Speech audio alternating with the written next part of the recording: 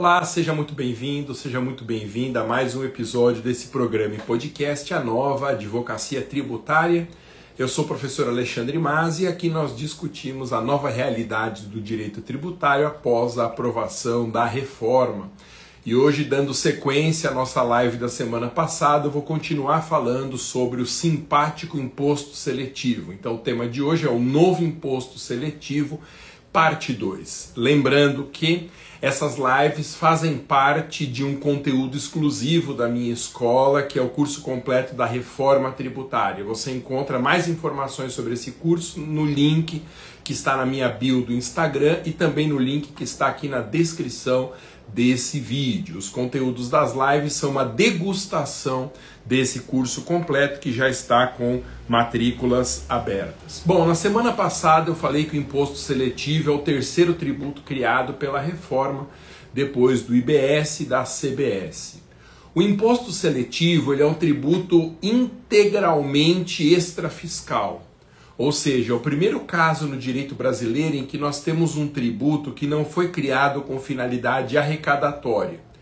Pelo contrário, o objetivo do imposto seletivo é inibir o consumo de produtos que sejam, pela lei, considerados nocivos à saúde da população e ao meio ambiente. E vimos uma série de coisas na semana passada a respeito desse imposto simpático que é o imposto seletivo. Hoje, na parte 2, eu vou começar falando de incidência do imposto seletivo nas importações e nas exportações. Primeiro, o imposto seletivo segue a regra geral do nosso direito, segundo a qual todos os processos de importação recolhem a maior quantidade possível de tributos.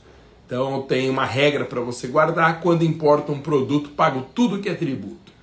Já nas operações de exportação, a tendência é que só incida o imposto de exportação, que serve para isso.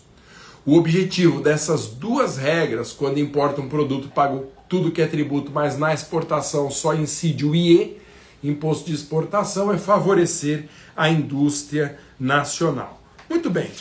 Há casos, no entanto, de incidência do imposto seletivo nas exportações. Quando que isso vai acontecer?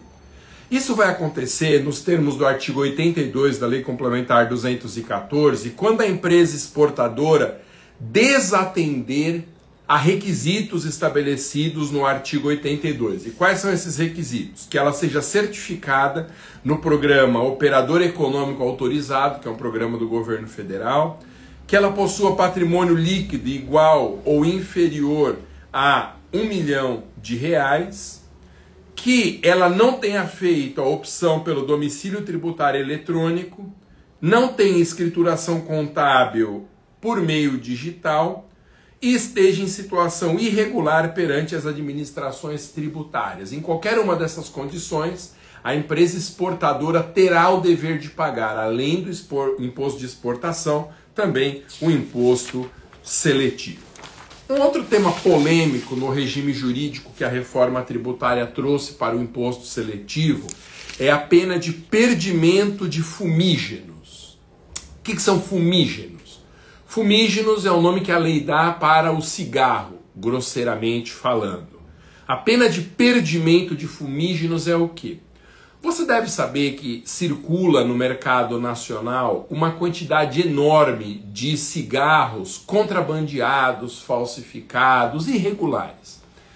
Com o objetivo de combater esse mal, que é a comercialização e o consumo de cigarros irregulares, clandestinos, contrabandeados, falsificados, a lei estabeleceu que, uma vez identificada uma carga de fumígeno irregular e que não tenha recolhido a tributação, porque se ele é irregular não vai recolher mesmo, esse produto ele é confiscado pelo poder público sem nenhuma indenização. Isso é o que se chama de pena de perdimento do bem, um confisco sem nenhuma indenização. Acontece que eu tenho defendido já há muitos anos que a pena de perdimento no direito tributário é inconstitucional, porque ela colide frontalmente contra o princípio da vedação do confisco. O perdimento de bens nada mais é do que uma desapropriação sem indenização. E isso é uma violência às regras constitucionais do procedimento expropriatório.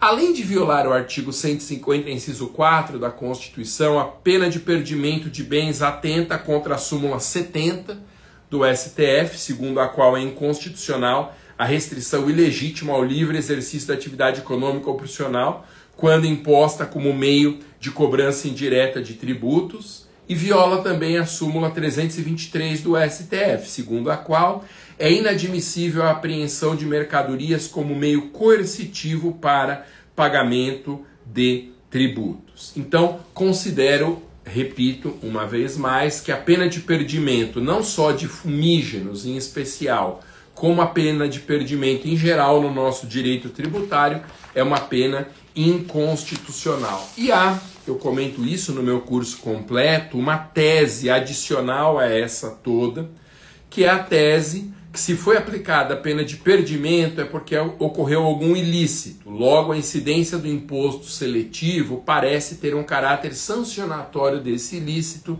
o que atenta contra as regras do artigo 3º do CTN, especialmente aquela segundo a qual o tributo não constitui sanção por ato ilícito. Uma barbaridade que a reforma tributária prevê está no parágrafo 2º do mesmo dispositivo, segundo o qual, abro aspas, na hipótese do caput desse artigo, perdimento, caso os bens estejam em transporte, aplica-se também o perdimento ao veículo utilizado. Então, veja, é uma hipótese de confisco do veículo utilizado para o transporte de fumígenos irregulares. É evidente que essa norma é uma norma inconstitucional, que viola o direito de propriedade, a vedação do confisco, uma previsão de confisco sem estar na Constituição, o caráter expropriatório sem indenização, tudo isso é violado. É um dos maiores absurdos da reforma, você decretar a perda do veículo utilizado para o transporte de fumígeno clandestino. Quanto ao pagamento do imposto seletivo, está prevista a figura também nele, que já estava no IBS e na CBS, do chamado split payment. Ou seja, é um pagamento em que já se distribui o montante que cabe ao fisco e aquele que cabe ao fornecedor do produto ou do serviço. O que tem de novo nesse split payment? Que agora, toda vez que há o pagamento desses tributos da reforma, em vez do dinheiro do fisco entrar no caixa do contribuinte, o contribuinte pagar para o fisco, já é feita uma divisão no momento do pagamento e o montante que cabe ao fisco já é endereçado diretamente a uma conta pública, de modo que esse dinheiro não passa por um intermediário que é o contribuinte. O objetivo é diminuir o risco de sonegação. Sobre as importações, incidem todas as regras do IBS e do CBS também sobre imposto seletivo. Ele é amplamente incidente sobre o fato gerador de importação. E mais uma vez eu bato na tecla, aqui nós temos outra situação irregular de bitributação.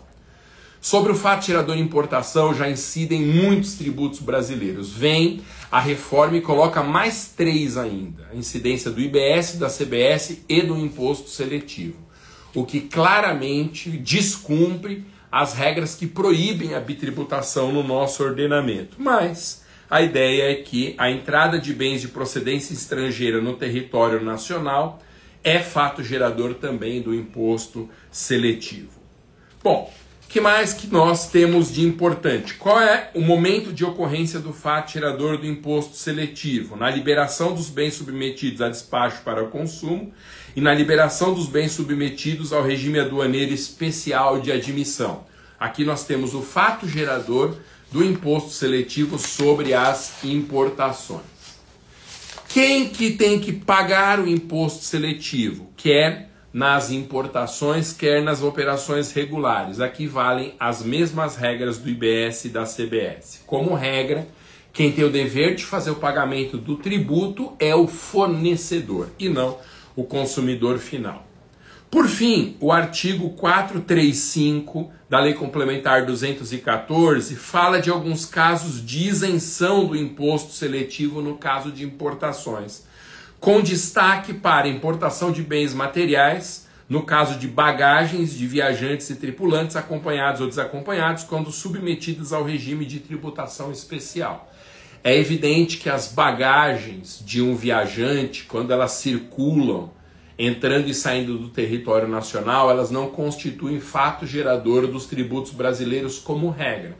A não ser que esse produto tenha sido oriundo de uma atividade empresarial, de uma atividade comercial, a regra é que é isenta essa operação da incidência de todos os tributos brasileiros, e aqui eu incluo também o imposto seletivo. Esse foi, portanto, o regime jurídico do imposto seletivo. Ele é um imposto, como eu disse, bastante simpático, porque ele parece estar a serviço do interesse público primário, a defesa da saúde da população e das questões envolvendo o meio ambiente. Ele tem problemas de bitributação, como de resto também o IBS e a CBS têm, e o regime jurídico é muito parecido com o regime dos outros tributos também criados pela reforma. Vamos aguardar, só o tempo dirá se esse tributo cumprirá o papel dele mesmo de desestimular o consumo de produtos nocivos, ou se ele será apenas mais um tributo brasileiro a aumentar a carga tributária já tão exorbitante, especialmente nos ombros do empresariado. Então é isso, esse foi mais um episódio do programa e podcast A Nova Advocacia Tributária. Semana que vem nós voltamos a falar mais coisas sobre a reforma tributária. Valeu, é isso, até a próxima, tchau.